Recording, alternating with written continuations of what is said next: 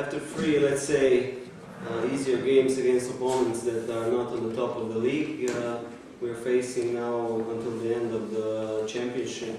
Every game is extremely important for us.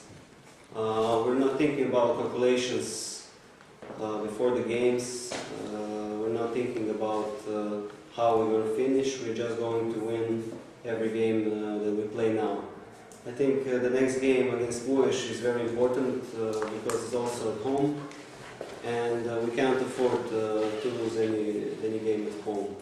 We're also thinking about the first game, the mistakes we made, and the end result, it was 10 points for them, and I think whole team thinks that we can do better, and we will at the game and at Monday. I guess morally you are very good after those. Yes, of course. When you're winning, it just comes naturally to the morale is going up, and I think we're ready now for the end of the championship in a good moral way.